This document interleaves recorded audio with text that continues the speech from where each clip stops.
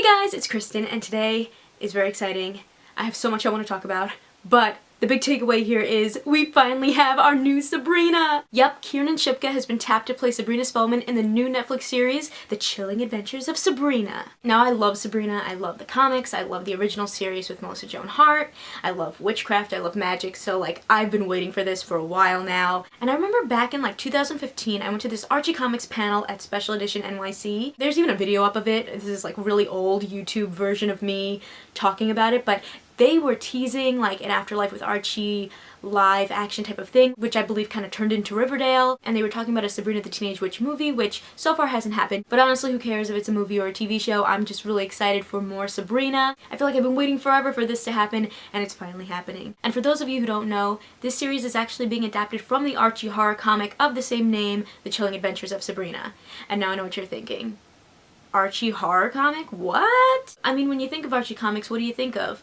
Archie, Betty, Veronica, the wholesome group at Riverdale.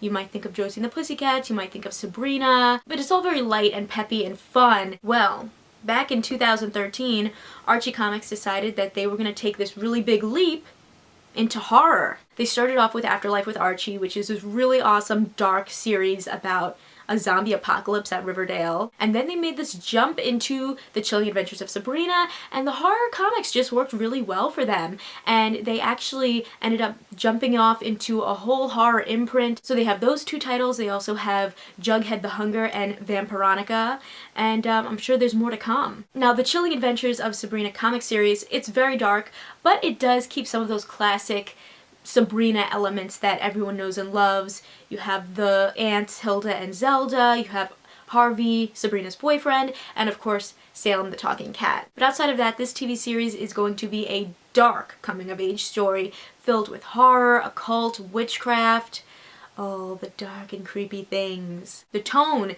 is really just going to be completely different than anything we've ever seen for Sabrina. You know, think Rosemary's Baby or The Exorcist. They do currently have casting calls out for the main characters in the show, which is going to give us a lot of insight into what this show is going to be like. So let's talk about it. In this adaptation, Sabrina, who we have learned is being played by Kiernan Shipka, will be dealing with a lot of balancing. She has to balance her half-witch side with her half-mortal side. She has to balance being an all-powerful witch with going to high school. And there's a lot of evil forces around her threatening her and her family and her friends and her town, so she's gonna have to deal with that as well. She's described as being intelligent and compassionate and brave to the point of recklessness, and also being wickedly funny. So I'm excited to know that there is going to be a bit of humor in this series. It won't just be completely dark, dark, dark, dark. Hopefully that means there'll be some lighthearted moments as well. And she's also in the middle of a star-crossed romance with Harvey. How is it star-crossed, you might ask? Well, let me tell you.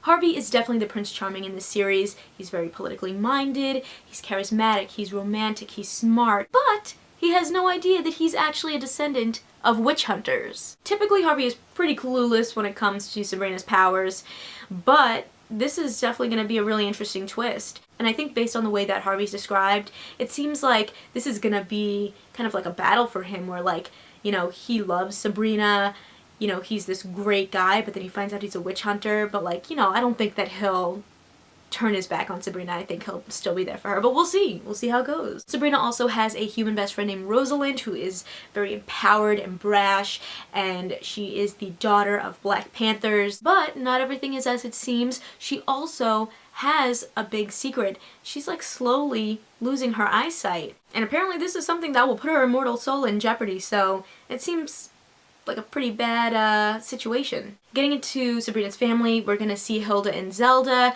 Hilda is more of the kind aunt. She is going to be kind of the healer, the potion maker, but if you cross her, she's got her eye on you, And then Zelda is gonna be more of the tough, stern aunt, but still with a motherly side. And the two of them are actually going to be running a funeral home. And there's also Ambrose, Sabrina's cousin. He's a necromancer, and he's very puckish and witty, and he's pansexual, so that's definitely going to be very interesting to see how they bring that representation forward. He's actually trapped in the funeral home because of a binding spell, and he and Sabrina have what seems like a really great partners in crime type of relationship. And finally, the big bad, Mary Wardwell. This character is supposed to be very mousy and quirky and actually a mentor to Sabrina, but in the first episode, she's going to become kind of like possessed by Madam Satan.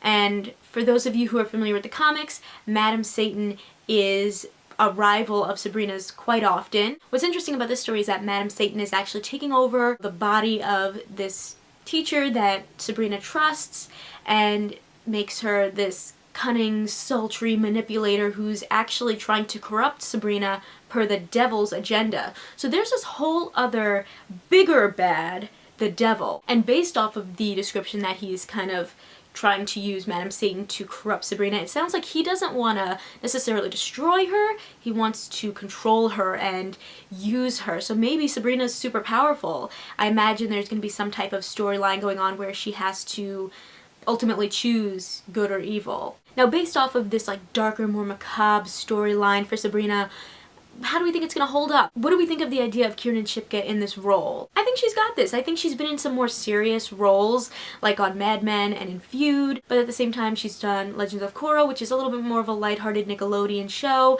So I think that she's going to definitely have that ability to kind of deal with that darkness, but also, you know, as I said, Sabrina's supposed to be wickedly funny, so there's going to be that balance there as well. I do think that she's an actress who I don't think that teen audiences will know who she is just yet, and so this is going to be a great opportunity for her to really get herself out there and have a whole new audience to appeal to. I'm just really excited to see where they go with it. I'm excited to see who they cast as the rest of the characters alongside of her.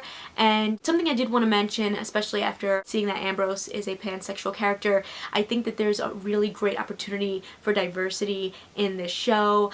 Based off of the descriptions in the casting, a lot of them said that they were open to different ethnicities or they were specifically looking for other ethnicities, and I think that's awesome. The people who are doing this show are the people that do Riverdale as well. And just look at that show. You have Veronica Lodge being played by a Latina, you have Josie and the Pussycats, all African American women, you have Reggie being played by an Asian actor. I think that is so incredibly important, especially with these types of young teen shows, to be able to show these characters in a diverse way and a realistic way is just so important. So like I said, this new series is being put together by the same people who did Riverdale. You have Roberto Aguirre Sacasa, Berlanti Productions, and Warner Brothers TV. In fact, Lee Tolan Kruger and Roberto Aguirre Sacasa, who respectively directed and wrote the pilot for Riverdale, are writing this pilot as well. So it might make you ask, why isn't this show on the CW? And I think that's a great question, and I think there's a lot of reasons for it, actually. Apparently this series was originally intended to be